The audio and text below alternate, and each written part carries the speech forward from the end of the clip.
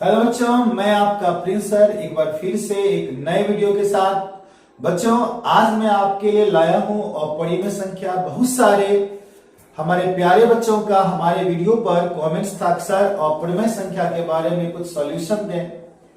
तो बच्चों, आज ये वीडियो आप सभी के लिए, आशा करता हूं कि इस वीडियो के बाद आप अपने आगामी परीक्षा में इस प्रकार के प्रश्न को हल कर अपने 2 अंक जरूर से जरूर अर्जित कर पाएंगे।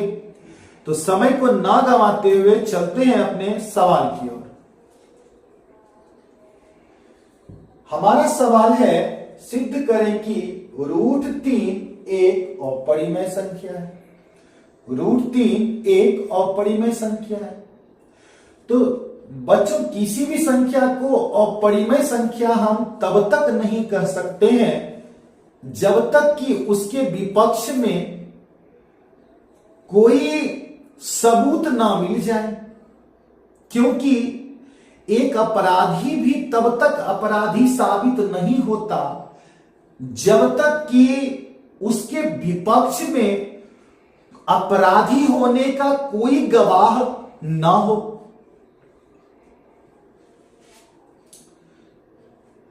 तो उसी प्रकार बच्चों, √3 को अपरिमेय संख्या कहने से पहले हम उसे परिमेय संख्या कहेंगे। तो बच्चों, √3 को परिमेय संख्या कहकर हम लिखते हैं।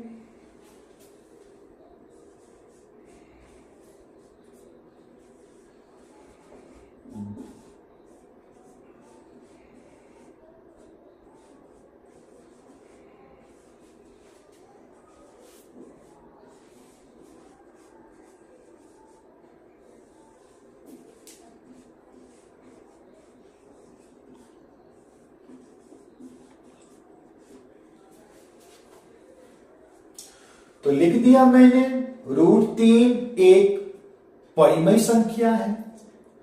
और यदि √3 एक परिमेय संख्या है तो इसे P/Q के रूप में लिखा जाना संभव है। तो चलिए बच्चों, लिखते हैं।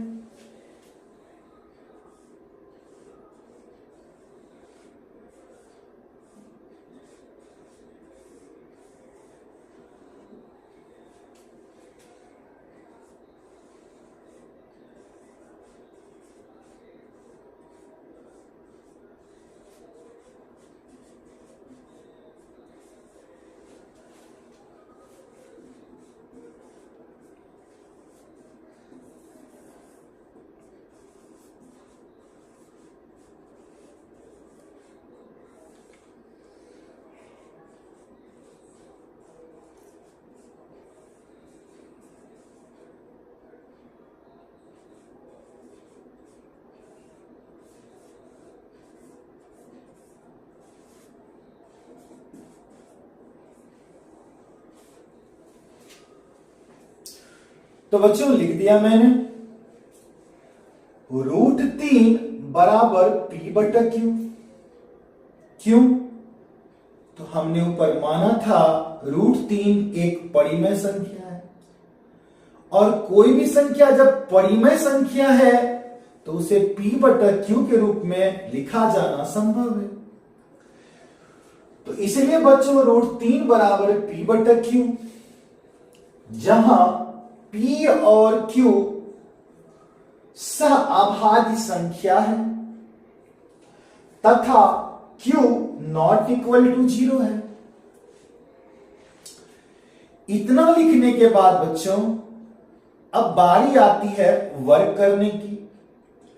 तो हम दोनों ही पक्ष में वर्ग करेंगे, और वर्ग करने से पहले हम लिख देंगे।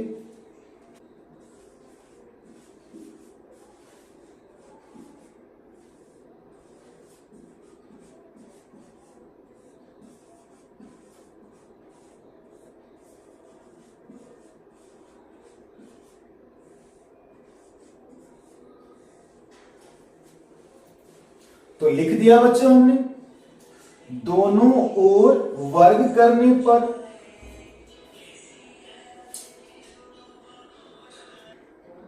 तो बच्चों लिख दिया मैंने, दोनों ओर वर्ग करने पर। अब जब दोनों ओर वर्ग करना है तो दोनों ओर हमें स्क्वायर लगाना होगा, तो लिखते हैं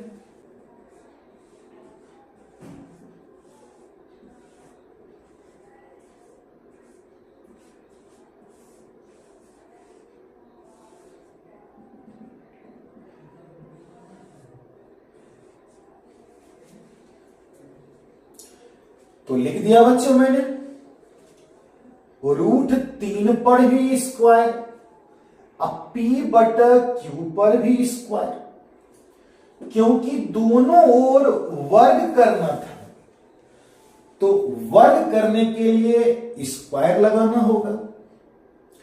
अब बच्चों हमारे मैथमेटिक्स में एक नियम है कि जिस संख्या के ऊपर रूट लगा हो, उस संख्या के ऊपर अगर स्क्वायर हो तो हमेशा स्क्वायर रूट को काट देता है, स्क्वायर रूट को काट देता है। तो स्क्वायर ने रूट को काट दिया। यदि बच्चों आपने नहीं समझा तो मैं आपको एक उदाहरण गांव का देता हूं। तो गांव में एक कहावत है कि जब ओझा जी आते हैं ना तो भूत भाग जाता है। ओझा जी आते हैं भूत भाग जाता है। तो वही स्क्वायर हमारा ओझा जी है और रूट भूत है। तो 3 को पकड़ लिया था भूत, आपका ही रूट, भूत मीन्स रूट। ओझा जी आ गया के स्क्वायर, तो भूत के माथे पर बैठ गए ओझा जी स्क्वायर बन करके। तो जब ओझा जी रहेंगे तो भूतवा सब रहेगा? कभी नहीं रहेगा, भाग जाएगा। तो इसीलिए स्क्वायर आने पर रूट भाग गया। तो बच क्या गया? बच गया 3। अब दूसरे पक्ष की ओर यहां लिखा है P बटा Q पर होल स्क्वायर। तो भैया बाएं पक्ष में तो भूत आया था, ओझा जी भगा रहे थे। दाएं पक्ष में है भूत, रूट है नहीं है। तो क्या होगा? ओझा जी क्या भगाएंगे? कुछ नहीं भगाएंगे। भगाने के लिए बचा क्या है? बस P के माथे पर बैठ जाएंगे और Q के माथे पर बैठ जाएंगे। तो बैठा दीजिए आप भी।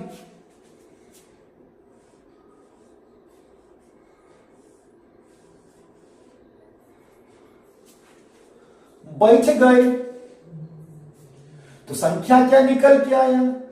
3 बराबर P स्क्वायर बटा Q स्क्वायर। अब चलते हैं बच्चे अगले स्टेप की ओर।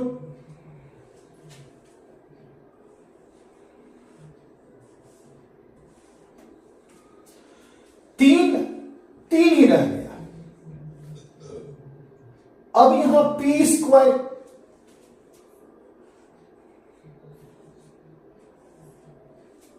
और नीचे क्या है? Q square. तो P स्क्वायर को P स्क्वायर लिख दिए, लेकिन Q स्क्वायर को Q स्क्वायर नहीं लिखेंगे, उसको 2 भागों में लिखेंगे। Q गुना Q।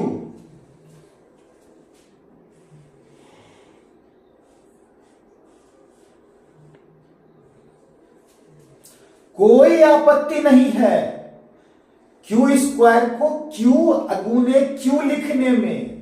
क्यों? तो स्क्वायर का तो मतलब ही होता है, Q जो है वह 2 है। 2 Q की संख्या कितनी है? 2 है। तो इसीलिए Q स्क्वायर की जगह Q गुना Q।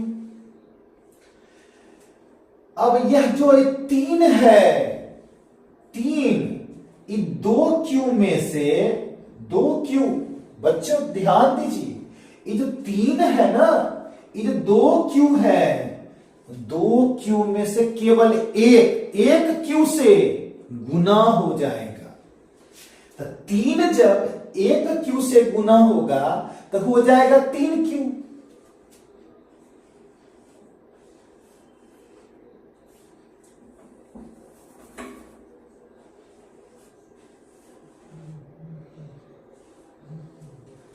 लिख दिए। उधर क्या बचा?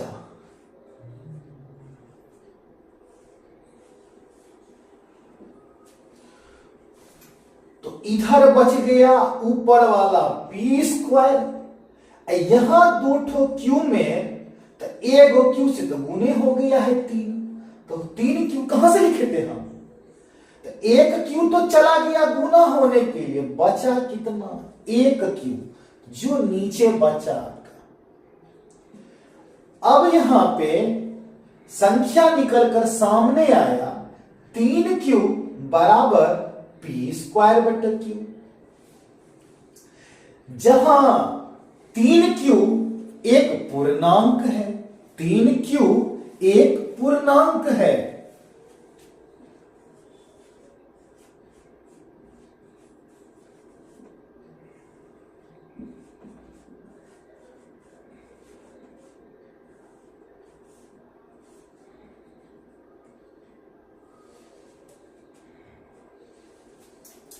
तीन क्यू पूर्णांक संख्या है। अब p²/q एक भिन्न संख्या है।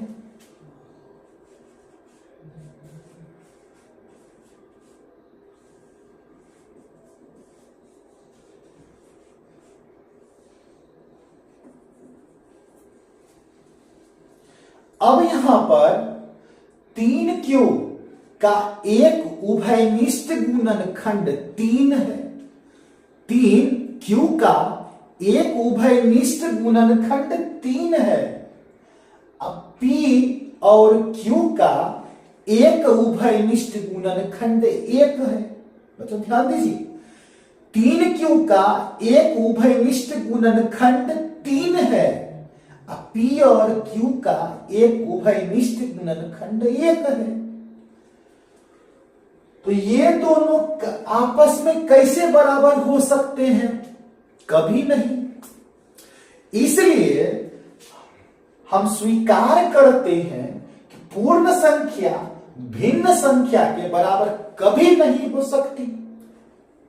इस प्रश्न में, इस स्थिति में बराबर नहीं हो सकती। इसलिए पूर्ण संख्या नॉट इक्वल टू, पूर्ण संख्या नॉट इक्वल टू भिन्न संख्या, यह असंभव है।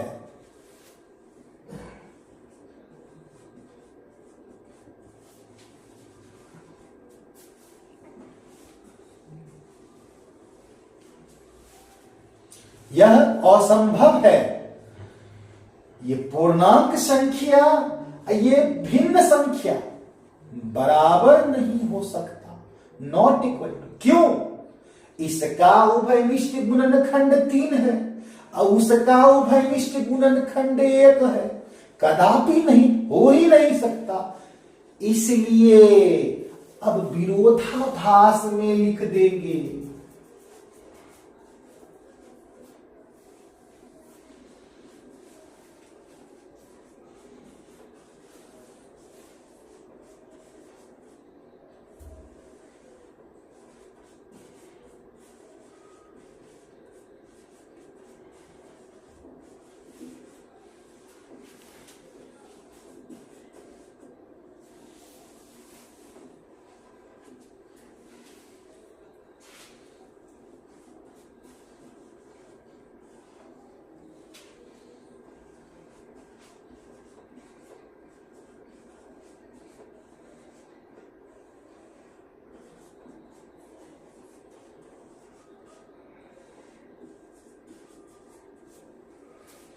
बच्चों क्या लिखे हम?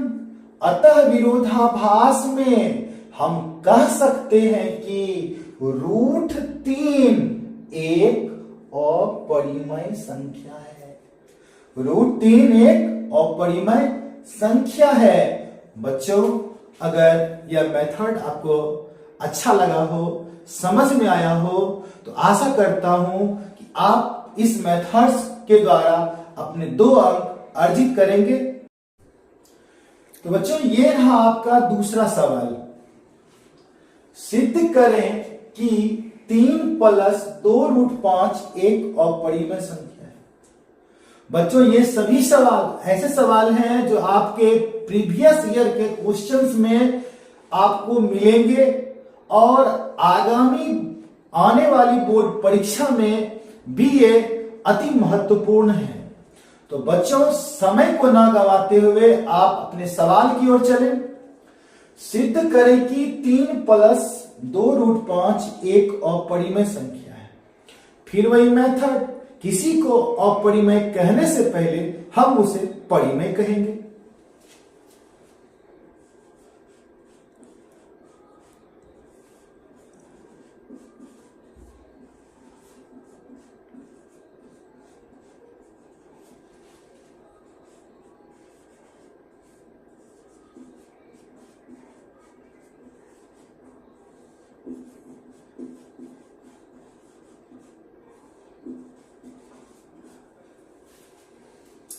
तो लिख दिया बच्चों। माना कि 3 प्लस 2√5 एक परिमेय संख्या है, और यदि 3 प्लस 2√5 एक परिमेय संख्या है तो इसे P/Q के रूप में लिखा जाना संभव है। तो लिख देते हैं।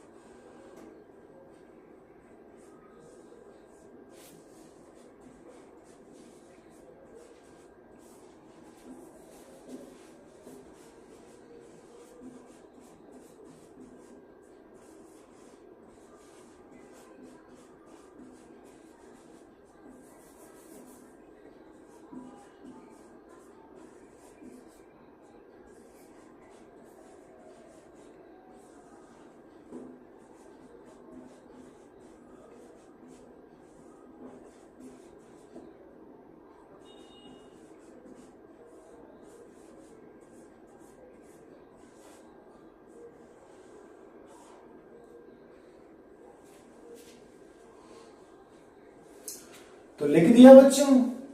3 प्लस 2√5 बराबर P/Q, जहां P और Q सह अभाज्य संख्या है तथा Q नॉट इक्वल टू 0। अब दूसरे स्टेप में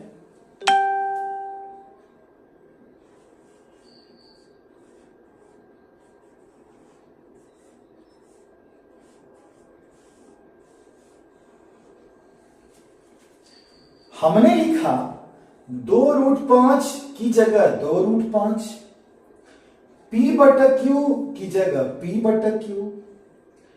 अब मैथ में एक फॉर्मूला है कि यदि किसी संख्या के आगे कोई चिन्ह ना हो तो प्लस माना जाता है। तो 3 के आगे कुछ नहीं है, देख लीजिए बच्चों, है कुछ नहीं है। 3 के आगे जब कोई भी चिन्ह नहीं हो तो प्लस माना जाता है, और जब कोई प्लस बराबर के उस पार जाएगा तो चिन्ह में तो परिवर्तन होगा, प्लस माइनस बन जाता है और माइनस प्लस बन जाता है। कब? जब बराबर के उस पार जाता है। तो अभी तो हमारा प्लस है, क्योंकि हमने बताया जब किसी संख्या के आगे कोई चिन्ह ना हो तो प्लस होता है। तो 3 के आगे तो कुछ नहीं है तो प्लस है। अब प्लस जब उस पार जाएगा तो क्या बन जाएगा? माइनस। तो लिख देंगे हम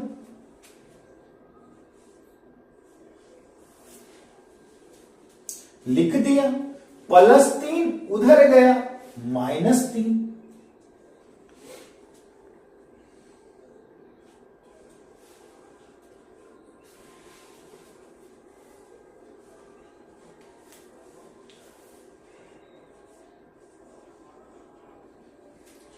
अब बच्चों इस √5 को वैसे ही हमने लिख दिया। अब P/Q-3 को भी वैसे ही लिख दिए, परंतु √5 के बगल में था कौन? 2। √5 के बगल में कौन था? 2। ये 2 अब इसे विभाजित करेगा।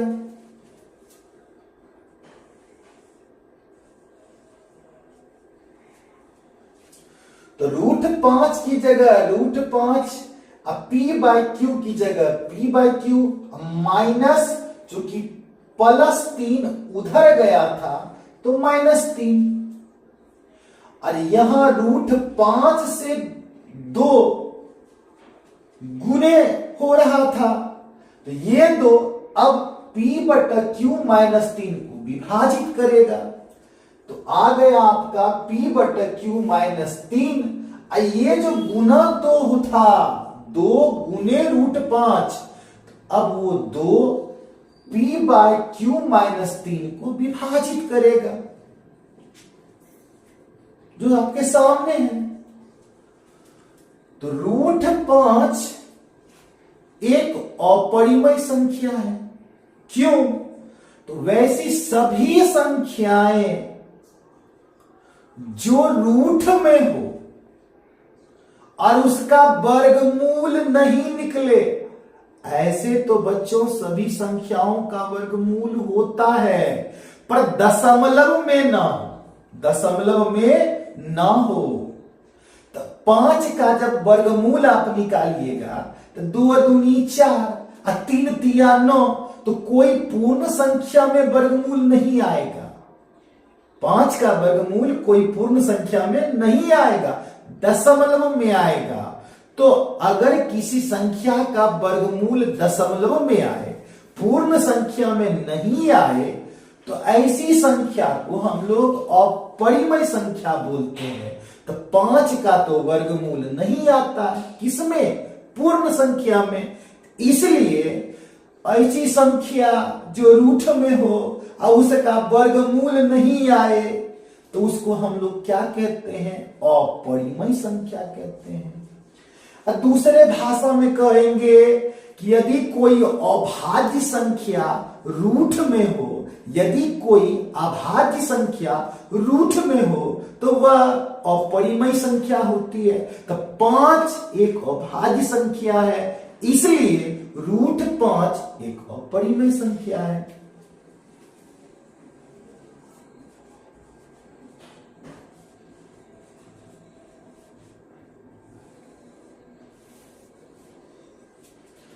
अब P/Q-3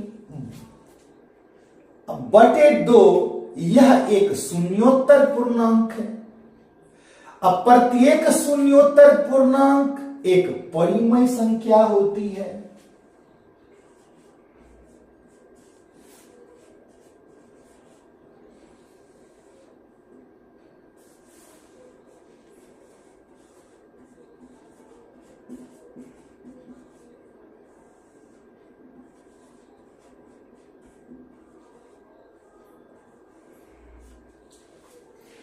P/Q-3/2 क्या है? शून्योत्तर पूर्णांक। अब प्रत्येक शून्योत्तर पूर्णांक क्या होता है? परिमेय संख्या। तो ये बाबू अपरिमेय है, यह क्या है? परिमेय है। तो परिमेय अपरिमेय अपने आप को, अपरिमेय अपने आप को परिमेय कह रहा है। अपरिमेय अपने आप को परिमेय कह रहा है। कदापि संभव है? संभव नहीं है, एकदम नहीं है। तो इसे हम कह देंगे नॉट इक्वल टू। लिख दिए। अब बगल में लिख देंगे असंभव।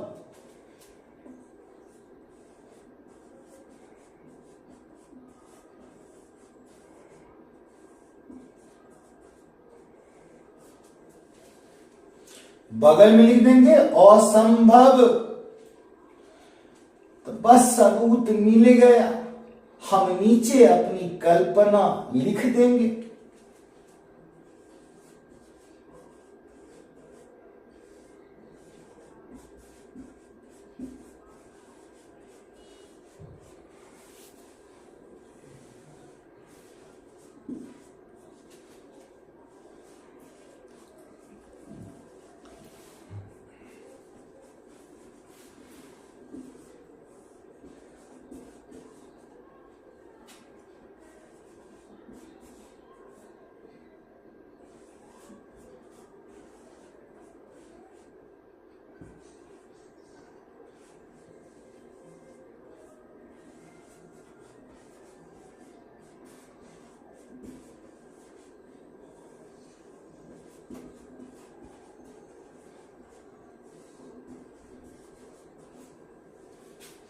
तो बच्चों लिख दिया। अतः विरोधाभास में हम कह सकते हैं कि 3 + 2√5 एक अपरिमेय संख्या।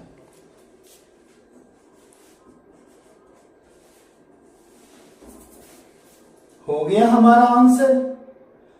अगर बच्चों आपको यह मेथड अच्छा लगा हो तो आशा करता हूं कि आप इस मेथड्स को अपना करके आने वाली परीक्षा में अपने 2 अंक अर्जित करेंगे।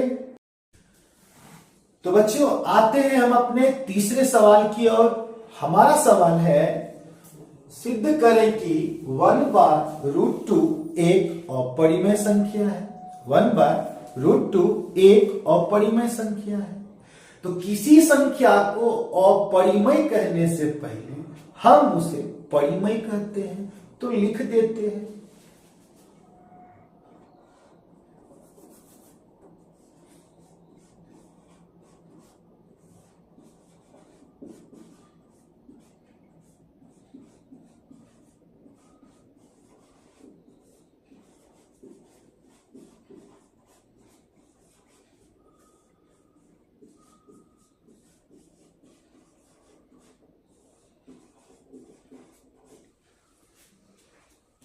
तो लिख दिए बच्चों। अब जब 1/√2 को हम परिमेय संख्या मान लिए तो उसे p/q के रूप में भी हम लिख सकते हैं, तो लिख देंगे।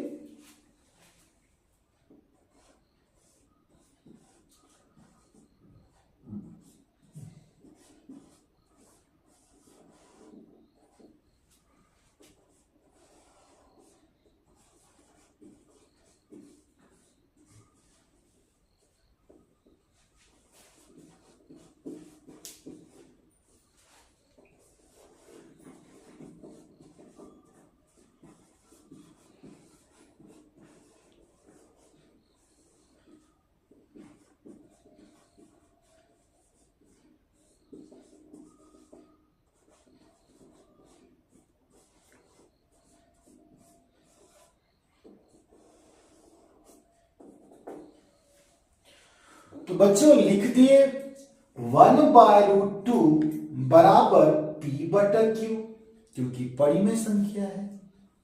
जहां p और q सह अभाज्य संख्या है तथा q ≠ 0। इतना हम लिख देंगे। इतना लिखने के बाद हम आगे की ओर बढ़ेंगे। तो बच्चों इसको आगे अगले स्टेप में इसे हल करने के लिए इस 1/√2 का हमें हर परिमेयकरण करना होगा। तो बच्चों क्या समझे?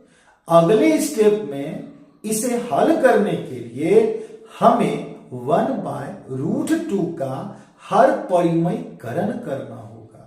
तो कैसे करेंगे देखते हैं।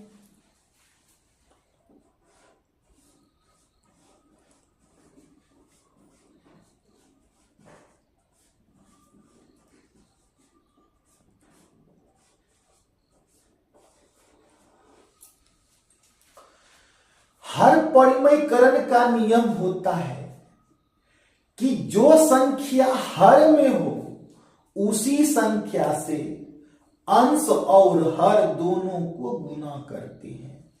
तो जो संख्या हर में हो ऊपर वाले को हम अंश कहते हैं। किसी भी भिन्न में जो ऊपर बैठा अंक होता है वह अंश होता है। तो एक तो हमारा अंश है और नीचे वाला अंक जो होता है वह हर होता है। तो हर तो हमारा √2 है। और नियम क्या कहता है? हर परिमेयकरण करते समय हर से ही अंश को भी और हर को भी गुना किया जाता है। तो अभी √2 को हम √2 हमारा हर है और इसी संख्या से हम अंश को भी गुना कर देंगे, हर को भी गुना कर देंगे। तो बच्चों ये संख्या हमारे सामने निकल करके आया 1/√2 गुने √2/√2 बराबर p/q। अब बच्चों यदि हम 1 को √2 से गुना करते हैं तो आएगा √2।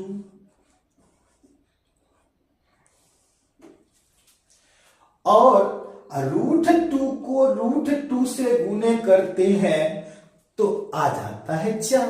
2 गुने 2 सबको पता है 4 होता है।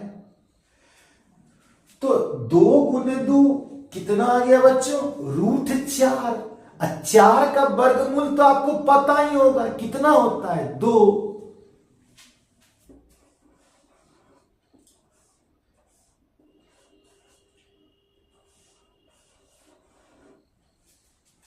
तो आ गया बच्चों √2 गुने 1 √2, √2 गुना √2 तो √4। 4 का वर्गमूल तो सबको पता है 2। आ गया 2 बराबर p/q। अब क्या किया जाए? बस एक स्टेप और। यदि हम √2/2 को एक नए तरीके से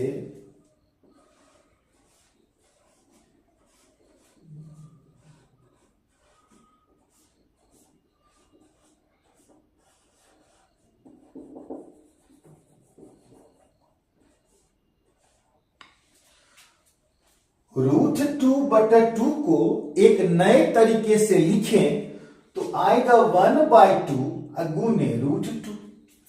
कोई फर्क नहीं पड़ने वाला है। √2 गुने 1 √2। फिर देखें बच्चों √2 गुने 1 √2 और नीचे क्या है 2। तो कोई फर्क नहीं पड़ने वाला है। तो हमारा संख्या आया 1/2 गुने √2। बस अब एक स्टेप और जाना है।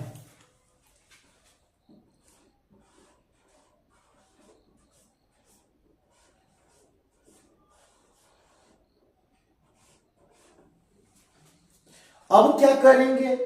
1/2 गुने √2 बराबर p/q। अब √2 को वैसे ही छोड़ देंगे।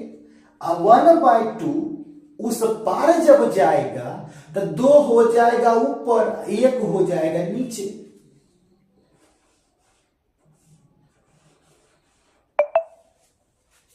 काहे?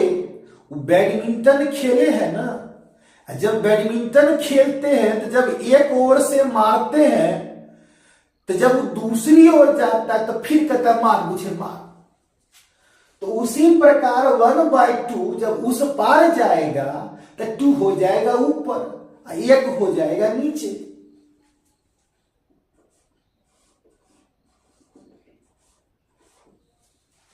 तो अब क्या होगा? 2 गुने p बराबर 2p।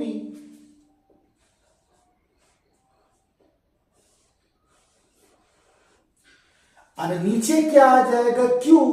तो संख्या क्या निकल के आया? √2 बराबर 2p/q।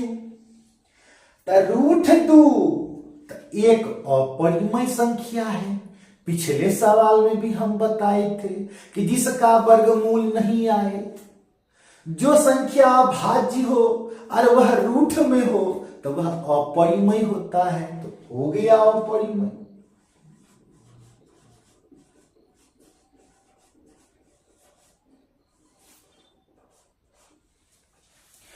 2p/q तो हमारा शून्योत्तर पूर्णांक है।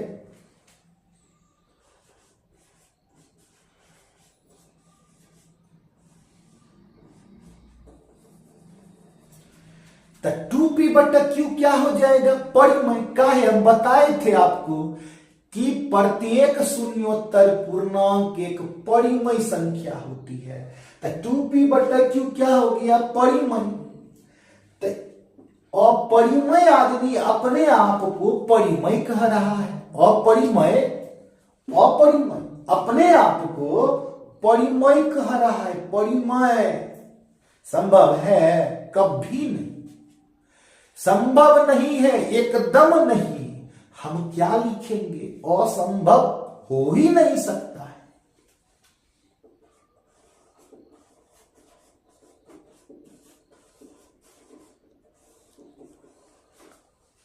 यहां लिख देंगे not equal to, not equal to, एकदम नहीं, बस कुछ नहीं, बस अंतिम में अपनी कल्पना वही पिछले वाला, अतः विरोधाभास में हम कह सकते हैं।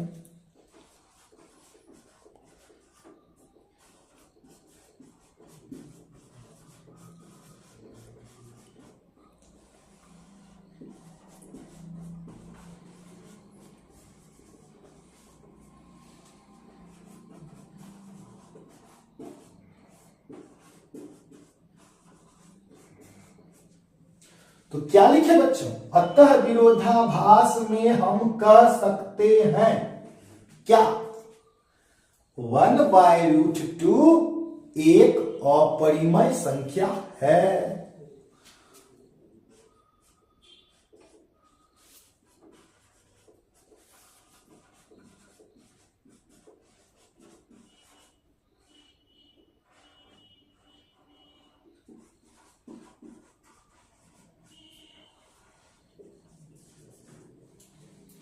लिख दिए, लिख देंगे आंसर।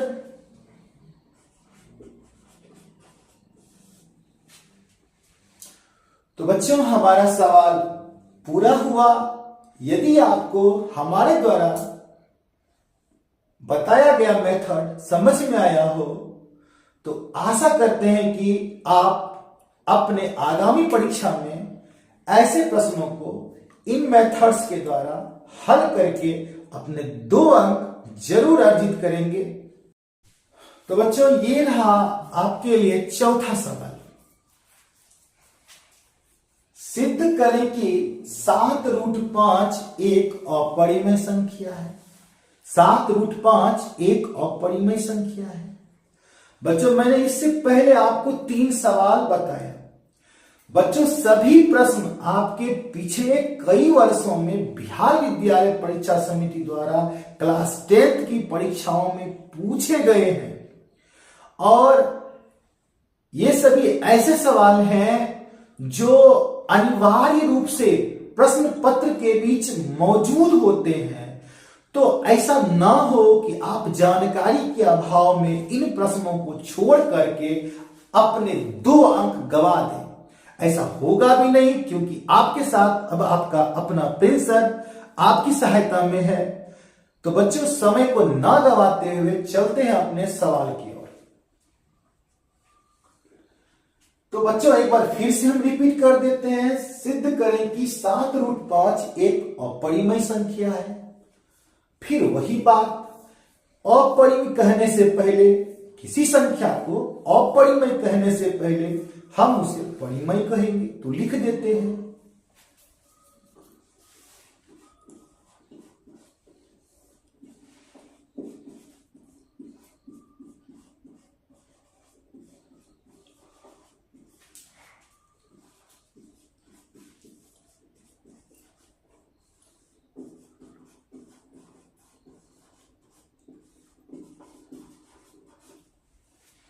तो बच्चों लिख दिए कि 7√5 एक परिमेय संख्या है।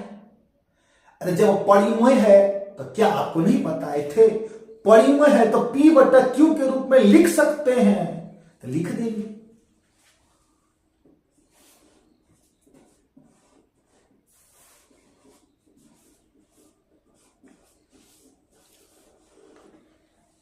इसके बाद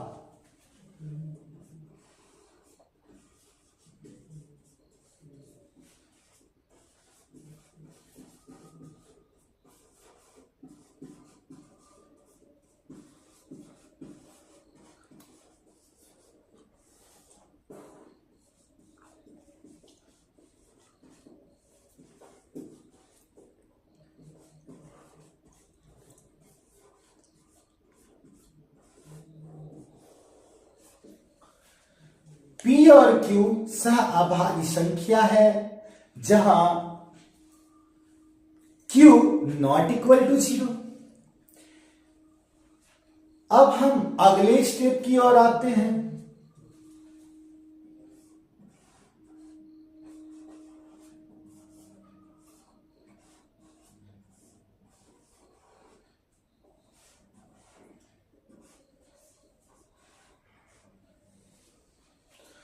क्या लिखे बच्चों हम?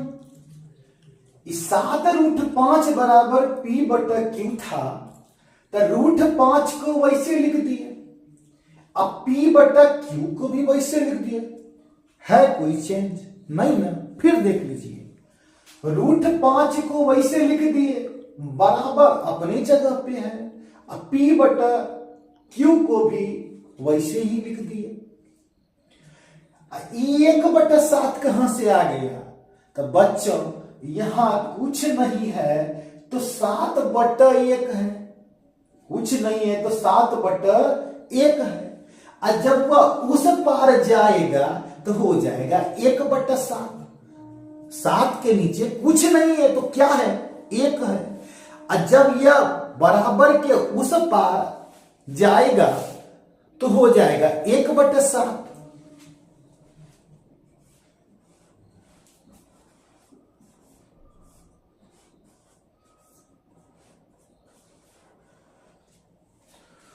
तो संख्या निकल के आ जाएगा √5 की जगह √5, अब P गुना 1 इक्वल टू P। 7 को जब हम Q से गुना करेंगे तो होगा 7Q, है लिखा हुआ है। अब √5 पहले भी बताए हैं कि अगर कोई अभाज्य संख्या हो और वह रूट में हो तो वह क्या कहलाता है? अपरिमेय संख्या। तो लिख देंगे अपरिमेय।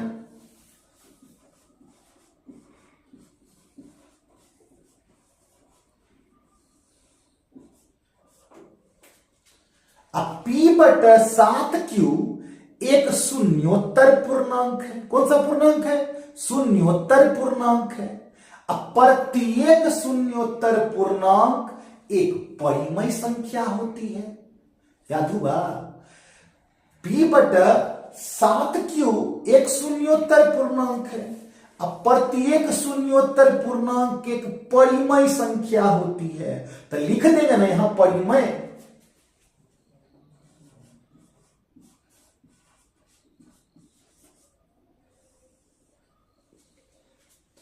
क्या सहमत है जो बोल रहा है? 3 क्वेश्चन में बताए ना, ये अपरिमेय अपने आप को परिमेय कह रहा है, कंपटीशन लड़ रहा है। किससे? परिमेय से। अपरिमेय अपने आप को परिमेय कह रहा है। बुर्बा को ठहरे, मान लेंगे? कहियो नहीं, लिख देंगे नॉट इक्वल टू, अब बगल में असंभव।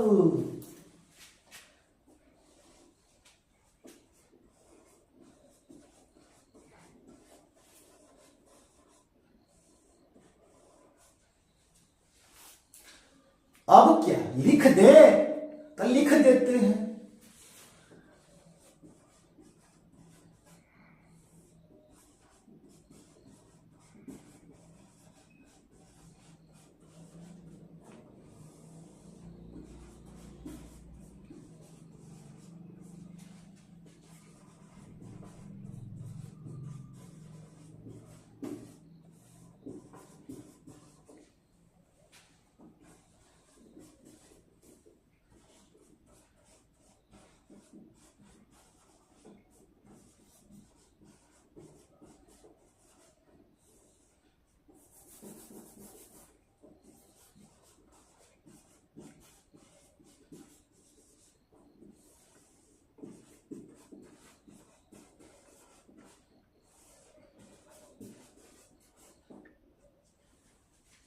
तो लिख दिए। अतः विरोधाभास में हम कह सकते हैं कि 7√5 एक अपरिमेय संख्या है। समझ में आया? अभियो छूटेगा, एकदम नहीं, 2 नंबर लेके आएंगे, कहियो नहीं छोड़ेंगे। तो बच्चों, अगर हमारे द्वारा बताया गया मेथड आपको समझ में आया हो तो आशा करता हूं कि आप अपने आने वाली परीक्षा में इन प्रश्नों को इस विधि के द्वारा हल करके अपने 2 अंक प्राप्त करेंगे। अब बारी आती है बच्चों, आपके लिए हमारी ओर से एक प्यार भरे उपहार की। तो बच्चों, आपके लिए आज का उपहार है, सिद्ध करें कि रूट 11 एक अपरिमेय संख्या है। सिद्ध करें कि 2 प्लस रूट 7 एक अपरिमेय संख्या है। तो कृपया अपने प्रिंस सर को अपना प्यार दें और अपने नोटबुक में इसे बना करके बताए गए मेथड्स की प्रैक्टिस करें। Thank you.